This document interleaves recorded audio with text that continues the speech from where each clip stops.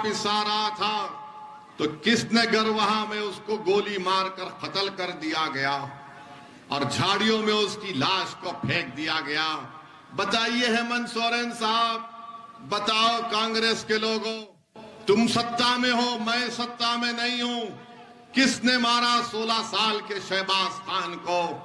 और फिर क्या ये बात सच नहीं है कि बीजेपी के एक पूर्व विधायक जिनका नाम जरमुंडी देवेंद्र कुंवर है, तौसीफ नामी बच्चे को उठक बैठक कराया, उसको थूका उसके मुंह पर?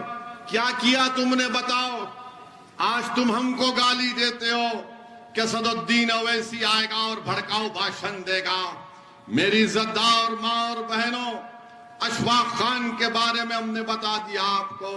यही गिरिडीह में मोहम्मद कैफी और मोहम्मद आसिफ को किसने पीट पीट कर मार दिया कि ये वो तस्करी का काम कर रहे थे? क्या हेमंत सोरेन को मोहम्मद कैफी और मोहम्मद आसिफ के बारे में भी नहीं मालूम, जिनको मार मार कर उनका कत्ल कर दिया गया? 8 मार्च 2021 को सचिन नामी एक 22 साल बच्चे को चोरी के इल्जाम में पकड़कर कत्ल कर दिया गया। अंगारा रांची में 27 साल मुबारक खान को पीट पीट कर उसकी जान ले ली गई, उसी तरह लाइट के पोल से बांधकर। और हेमंत सोरेन को शायद नहीं मालूम कि मुबारक खान भी मार दिया गया। मेरे अजीज दोस्तों, जमशेदपुर में नौशाद को पुलिस कस्टडी में उसकी मौत हो जाती है। 10 अगस्त को नौशाद को उठाया जाता है। मेरी इज्जतदार मां और बहनों, आप जानते हैं कि जब तबरेज अंसारी को मारा गया था, मैंने खुद तबरेज अंसारी की बेवा से मुलाकात की थी। क्या उस वक्त कौन सा मामला था? हमको तकलीफ हुई कि एक नौजवान बच्ची बेवा हो गई है। मुदस्सिर और साहिल की क्या मामला था? हम के घर को गए थे। मेरी इज्जतदार मां और बहनों, मेरे बुजुर्गों, आपने यहाँ पर झारखंड में 4 अल्पसंख्यक मुसलमान समाज के एमएलए को आपने कामयाब किया। इतने वाकयात होते हैं। अरे जमतारा से यहाँ पर आपने एक मुस्लिम विधायक को कामयाब किया और अभी हमको बताया गया हसन साहब भी फिर रहे हैं। 4 आपके एमएलए हैं। आप में इतनी हिम्मत नहीं हुई कि आपने इन जुल्मों के खिलाफ आवाज उठाते? आप में गीरत क्यों नहीं जागी कि आपको अगर कामयाब किया तो क्यों कामयाब किया? क्या तुमको कामयाब इसलिए तो नहीं किया कि तुम हेमंत सोरेन के सामने अपने सर को झुकाकर गुलामी करो? तुमको कामयाब इसलिए किया कि तुम गरीब और मजलूमों पर जब जुल्म होगा तो तुम उनकी आवाज बनोगे। तुम सरकार में बैठकर तुम अगर मंत्री बन गए हो तो तुम समझ रहे हो कि तुमको बहुत बड़ा मुकाम मिल गया। अरे जब अल्लाह ने तुमको मुकाम दिया तो तुम उस मुकाम को इस्तेमाल करो गरीबों के इंसाफ के लिए। मगर इतने लोगों को मार दिया गया और यहाँ पर हेमंत सोरेन की सरकार इस पर कोई कार्रवाई नहीं करती है। मेरे अजीज दोस्तों और बुजुर्गों, यहाँ पर एक विधायक साहब हैं, उन्होंने ये भी कह दिया था कि अगर मुझे कोई इबादतगाह बनाना पड़े तो मैं अपना गुर्दा बेच दूंगा। कहा था ना, मैं अपना गुर्दा बेच दूंगा। अरे इतने लोग मारे गए, तुम्हारा गुर्दा छोड़ो, तुम्हारी जबान नहीं खुल रही है, तुम गुर्दा कहां तक जाओगे? उस विधायक ने कहा था कि मैं अपना गुर्दा बेचकर इबादतगाह को बना दूंगा। अरे तुम क्या बनाओगे हमको नहीं मालूम, मगर तुम झारखंड की जनता को तो बेवकूफ बना रहे हो, उनका मजाक कर रहे हो और वो मौत की आगोश में चले जा रहे हैं। मेरे अजीज दोस्तों और बुजुर्गों, आप देखते हैं कि बोकारो में, चक्रधरपुर में क्या क्या तकारीर नहीं की गई थी, क्या क्या भाषण नहीं दिया गया था। अगर हम उस पर बोलना शुरू करेंगे तो फिर एक नया तनाजा यहां पर पैदा होगा। मेरे अजीज दोस्तों और बुजुर्गों, आप ये भी जानते हैं कि जिस प्रदेश से मैं आता हूं, तेलंगाना है, वहां पर 50 लाख से कम मुसलमान हैं। झारखंड में 60 लाख के करीब मुसलमान हैं। और हम जिस प्रदेश से आते हैं वहां पर अल्पसंख्यक समाज का एक मंत्रालय है। और इस साल का बजट क्या है आपको मालूम? 2200 करोड़ रुपए। और झारखंड में अल्पसंख्यक समाज का विजारत अखिलती बहबूद का बजट सिर्फ 500 करोड़ रुपए, सिर्फ 500 करोड़ रुपए। और हम जब यहां पर आ रहे हैं तो हमको गाली दे रहे हैं। अरे भैया गाली दो हमको, तुम्हारी गालियों से मैं रुकने वाला नहीं हूं। यहां तेलंगाना में हमारे सात विधायक हैं, कोई मंत्री नहीं है। सुनिए, कोई मंत्री नहीं है, मगर हम 50 लाख से कम हैं। 2200 करोड़ रुपये सालाना मिलता है। आप 60 लाख हैं, 4 एमएलए हैं, 2 मंत्री हैं, मगर आपका बजट 500 करोड़ रुपये है। यही बात जब हम करते हैं तो इन तमाम को पेट में दर्द होता है और इसीलिए हमको बदनाम किया जाता है कि असदुद्दीन ओवैसी भड़काऊ भाषण देता है। अरे अगर गरीबों के जुल्म को बयान करना भड़काऊ भाषण है तो सुन लो हेमंत सोरेन, मैं भड़काऊ भाषण देता रहूंगा। अगर शमशाद अंसारी की तकलीफ को बयान करना भड़काऊ भाषण है तो हम तमाम शमशाद अंसारी हैं। अगर हमारी बहन और हमारी मां बैठी हुई है, उनके बेटे और औलाद के लिए इंसाफ की बात करना अगर भड़काऊ भाषण है तो मुझे फख्र है कि अल्लाह ने मुझे भड़काऊ भाषण बोलने की सलाहियत दी। मगर आप बताओ, आपने क्या किया? यहां पर चुनाव जब आता है तो ओवैसी का डर दिखाते हैं कि अगर ओवैसी को वोट देंगे, मंजलिस को वोट देंगे तो बीजेपी जीत जाएगी। और आप मासूम लोग सिर्फ वोट डालते हराने के लिए। अरे कभी अपने दिलों पर हाथ रखकर सोचो।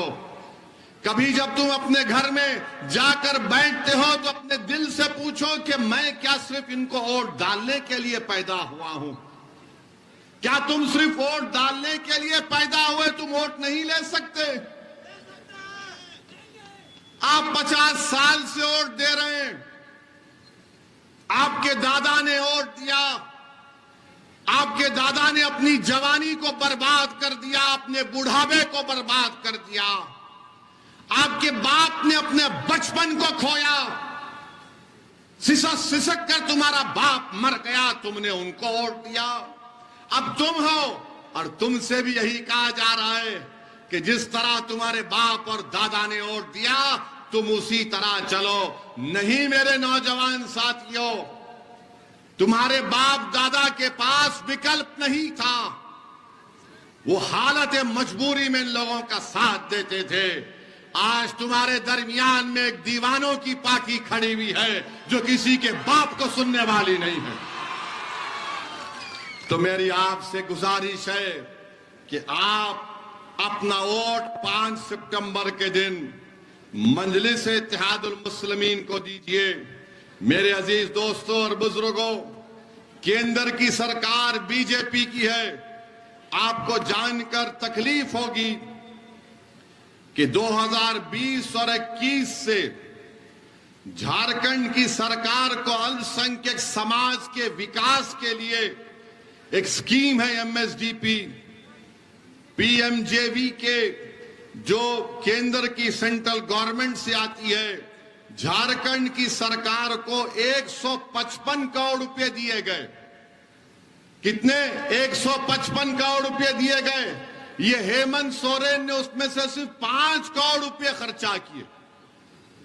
155 करोड़ में स्कूल की बिल्डिंग बननी चाहिए थी, रोड बनना चाहिए था जहां पर अल्पसंख्यक समाज रहता है, मुसलमान, जहां पर ईसाई रहते हैं।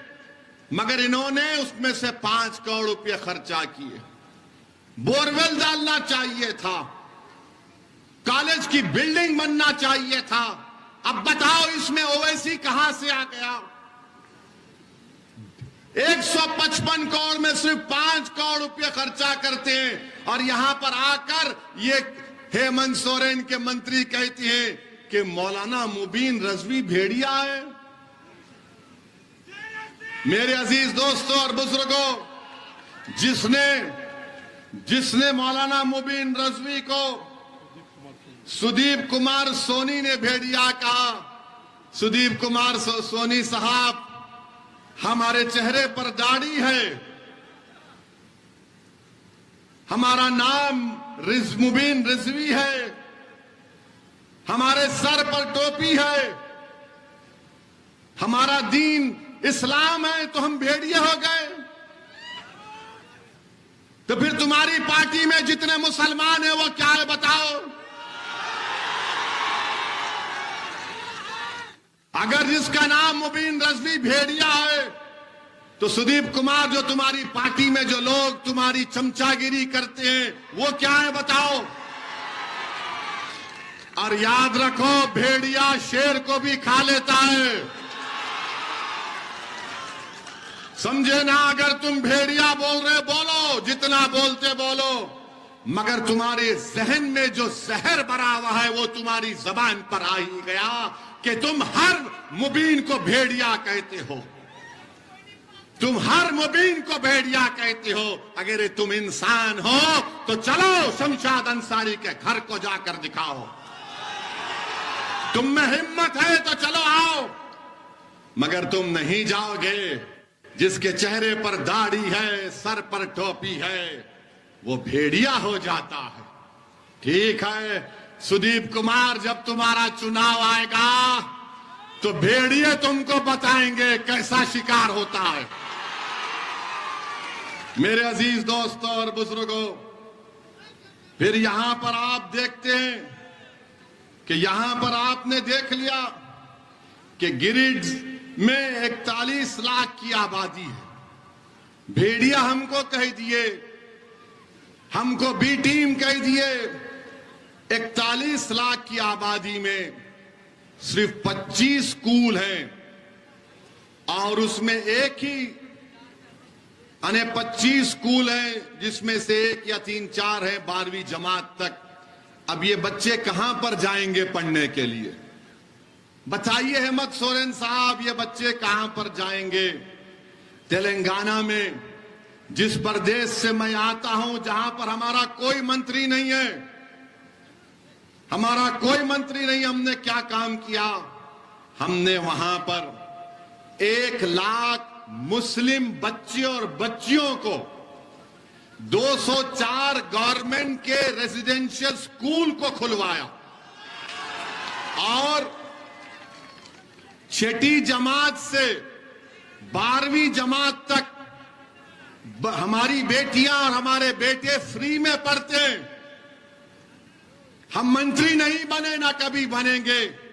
हमसे कहा भी गया था कि ओवैसी साहब मंत्री बनना है, तो हमने कहा कि ना मंत्री बनना है ना संतरी बनना है, आप बताओ हमारे लिए क्या काम कर सकते। हमने कहा हमारे बच्चियों को, हमारे बेटों को स्कूल खोलो। आपको जानकर खुशी होगी कि 1 लाख के करीब मुस्लिम बच्चे और बच्चियां तेलंगाना में 6ठी जमात से फ्री में पढ़ रही हैं। और मेरे पार्लियामेंट के इलाके में मैंने एक जूनियर कॉलेज को खुलवाया। 11th और 12th में उस जूनियर कॉलेज के 5 बच्चे नीट क्वालिफाई होकर गवर्नमेंट के मेडिकल कॉलेज में फ्री सीट लाकर अब मेडिसिन डॉक्टर बन रहे हैं। यह काम मैंने किया, हमारे एमएलए अकबरुद्दीन ओवैसी के विधानसभा में यह काम हुआ। यह काम आप कर सकते हैं झारखंड में। कब कर सकते हैं आप? जब आप अपने विधायक को कामयाब करेंगे, जब आप सियासी ताकत हासिल करेंगे। मगर अगर आप सिर्फ यही सोचते रहेंगे कि नहीं नहीं हमको वोट डालना है, हमको वोट डालना है, तो फिर वोट डालने का मतलब यही होगा कि तुम वोट तो डाल रहे हो मगर अपने लिए नहीं डाल रहे हो, अपने बच्चों की तालीम के लिए वोट नहीं डाल रहे हो, अपनी जान की हिफाजत के लिए वोट नहीं डाल रहे हो। क्योंकि जब तुम वोट डाल रहे तो शमशाद कैसे मरा बताओ मुझे, इतने लोग कैसे मर गए जब तुमने वोट डाला। अब झारखंड मुक्ति मोर्चा के लोग बोलेंगे, यहां की सरकार बोलेगी, अरे ओवैसी तेलंगाना की सरकार में बहुत पैसा है, हम गरीब प्रदेश हैं। नहीं नहीं, गरीब तुम नहीं हो। 2019 और 20 में झारखंड सरकार को मिनरल्स में 5,165 करोड़ रुपए मिला। 5,165 करोड़ रुपए मिला है। कहां गया ये? किसकी जेब में गया पैसा? ये किसकी जेब में गया बताओ? गरीब के जेब में तो नहीं गया। गरीब के बच्चे तो शिक्षा हासिल नहीं कर रहे। 5,165 करोड़ रुपए इनको मिले। और फिर हम पर इल्जाम लगाते कि ओवैसी आएगा तो बीजेपी को फायदा होगा। तो ये बताइए कि झारखंड के एक मिनिस्टर हैं, मिथिलेश ठाकुर उनका नाम है, वो मालूम मुझे है, वो मिथिलेश ठाकुर है। ठाकुर ने 6 दिसंबर के दिन मिठाई बांटी। अरे तू 11 रब्बी अव्वल के दिन भी मिठाई बांटता, आका की आमद की खुशी में मनाता, मिठाई खिलाता। मगर मंत्री ने कहा कि नहीं, 6 दिसंबर को हम बांटेंगे, मिठाई खिलाएंगे, क्योंकि उस दिन बाबरी मस्जिद को शहीद किया गया था। हेमंत सोरेन, ये आपका सेकुलरिज्म है और आप हम पर उंगली उठाते हैं। याद रखो, अगर तुम एक जबान से मेरे खिलाफ झूठ बोलोगे तो मैं तुम्हारी 1000 सच्चाइयों को जनता के सामने रखूंगा। अब आप देखिए इनका रिकॉर्ड। अब इतना तो हेमंत सोरेन के लिए काफी, अब थोड़ा मोदी पे भी बोलते हैं, वरना कांग्रेस के लोगों में तो अब रात में नींद नहीं आएगी। हेमंत सोरेन को भी जरा बेचैनी होगी, करवटें लेंगे कि ये क्या क्या सच्चाई को बयान करके चला गया। फिर कोई कांग्रेसी बोलेगा या हेमंत सोरेन के पास का बोलेगा, मोदी को नहीं बोले। अरे मोदी को तो हम ही बोल रहे हैं, 9 साल से तुम तो गूंगे बनकर बैठे हो। तुमने क्या 3 मर्तबा बीजेपी से डिप्टी चीफ मिनिस्टर नहीं बने हो मैं हेमंत सोरेन? क्या बीजेपी और तुमने आरएसएस का दामन नहीं थामा? और तुमने थामा और हम उनसे सीना तान कर मुकाबला कर रहे हैं। मुझे अफसोस हुआ जब मुझे अभी बताया गया कि मुजाहिद आजादी हजरत मौलाना शेख भिखारी साहब का पड़पोता, शेख भिखारी साहब जिसने अंग्रेजों की गुलामी से देश को आजाद कराने के लिए झारखंड का अजीम सपूत, उनका पड़पोते को 24 अगस्त 2023 को मंदर ब्लॉक रांची में, जिसका नाम बिट्टू खान है, उसको मॉब लिंचिंग कर दी गई। वो अब दवाखाने में अपनी जिंदगी और मौत की लड़ाई लड़ रहा है। शेख भिखारी साहब का पड़पोता, वो बेचारे जो इस देश को आजाद कराने के लिए अपना सब कुछ कुर्बान कर दिए, और जालिमों ने उनके पड़पोते को मां पीट पीट कर अस्पताल को पहुंचा दिया। और अभी तक उस केस में कोई एफआईआर नहीं हुआ, हमको बताया जा रहा। बताइए आप, इल्जाम हम पर लगता है, मगर जब ये तमाम सच्चाई को हम बयान करते हैं तो आज आपसे अपील करने आए हैं कि झारखंड में आदिवासी, मुसलमान, दलित, ये गुलदस्ता है इस प्रदेश का, और पूरे देश, हमारा भारत एक गुलदस्ता है। और Narendra Modi uniform civil code लागू करना चाहते हैं। हम यूनिफॉर्म सिविल कोड को मुस्तरद करते हैं। यूनिफॉर्म सिविल कोड को हम एक्सेप्ट नहीं करते। क्या आदिवासियों पर यूनिफॉर्म सिविल कोड ला सकते मोदी आप? क्या छोटा नागपुर का कानून नहीं है झारखंड में जमीन का? इस जमीन का कानून है। क्या आदिवासियों पर यूनिफॉर्म सिविल कोड लागू किया जा सकता है झारखंड के? बताओ बीजेपी वालों। मैं चैलेंज कर रहा हूं मोदी को कि क्या तुम झारखंड के, छत्तीसगढ़ के, तेलंगाना के, मध्य प्रदेश के, राजस्थान के आदिवासियों पर यूनिफॉर्म सिविल कोड लागू करोगे? नहीं कर सकते और नहीं करना चाहिए, क्योंकि भारत की खूबसूरती यही है कि यहां पर हजारों तहजीबें हैं, हजारों तहजीबें हैं। यहां पर हर एक का अपना अपना पर्सनल लॉ है। दिल्ली में बैठा हुआ कोई बाबू, दिल्ली में बैठा हुआ आरएसएस का प्रधानमंत्री हमारे जिंदगी के फैसले नहीं कर सकता। कोई हमको ये नहीं बताएगा कि हम कैसे अपनी जिंदगी गुजारेंगे। भारत के संविधान में मजहब की आजादी फंडामेंटल राइट है और मैं अपने मजहब के बताए हुए तरीके पर अपनी जिंदगी को गुजारूंगा। नरेंद्र मोदी मुझे आकर नहीं बता सकते कि मैं अपने मजहब पर कैसे चलूं। इसीलिए हम यूनिफॉर्म सिविल कोड के खिलाफ हैं। अब आप बताइए, यूनिफॉर्म सिविल कोड कभी सुना आपने इन लोगों को जो हमको गाली देते हैं? इनकी जबान नहीं खुलती। पार्लियामेंट में नो कॉन्फिडेंस मोशन, हिंदी में क्या बोलते? नो कॉन्फिडेंस, हाँ, अविश्वास प्रस्ताव आया था। हमने वहां पर 6-7 मिनट में पूरा सबका बयान कर दिया, हर चीज को खोल खोल कर बयान कर दिया। बताओ, आपकी तो जबानी नहीं खुलती। आप तो सिर्फ एक ही बात करते, मैं दुकान खोलना चाहता हूं मोहब्बत की।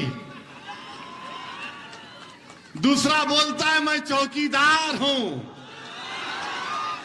ये ऐसा चौकीदार है जो चीन 2000 स्क्वायर किलोमीटर जमीन पर कब्जा करके बैठा है, मगर चौकीदार क्या चौकीदारी कर रहा है।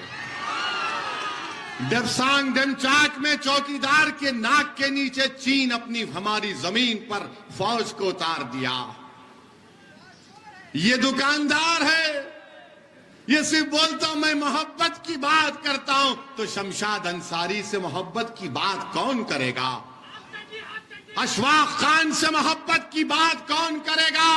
अरे तुम्हारी सरकार है ना दुकानदार वालों, तुम्हारी सरकार है झारखंड में। मेरी तो सत्ता, मैं सत्ता में तो नहीं हूं। एक तरफ दुकानदार, एक तरफ चौकीदार। ये दुकानदारों ने 50 साल से हमको लूटा।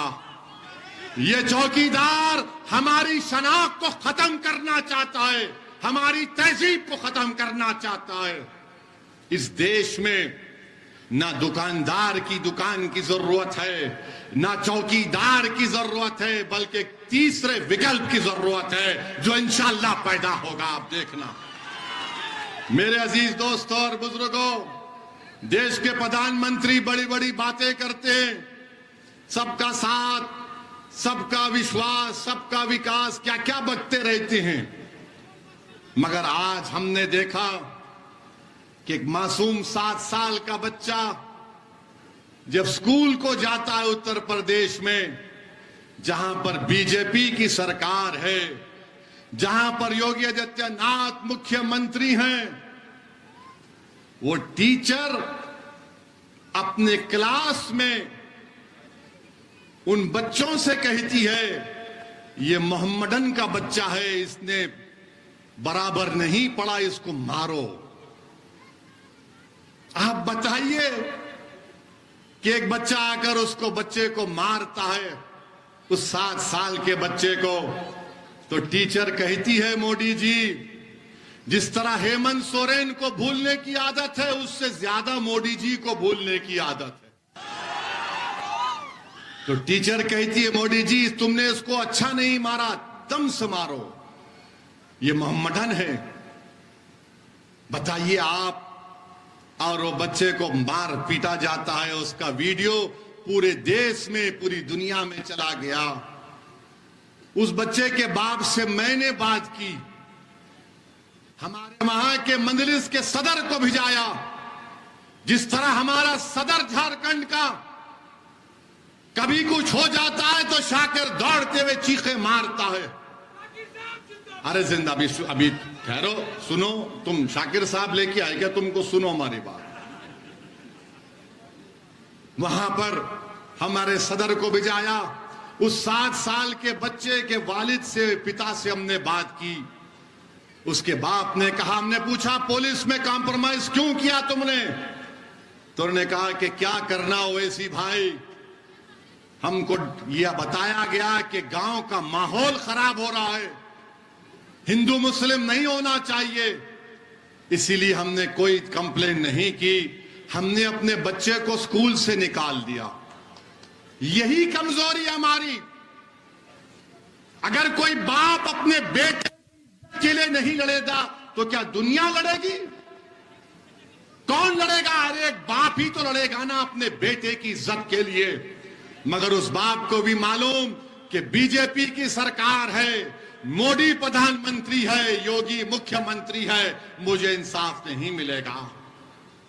मेरे अजीज दोस्तों और बुजुर्गों, मेरी इज्जतदार मां और बहनों, याद रखो आप, अगर आप इसी तरह डरते रहेंगे कि माहौल खराब हो जाएगा, अरे माहौल जुल्म से खराब हो रहा है, तुम्हारी खामोशी से माहौल खराब नहीं हो रहा है। अगर वो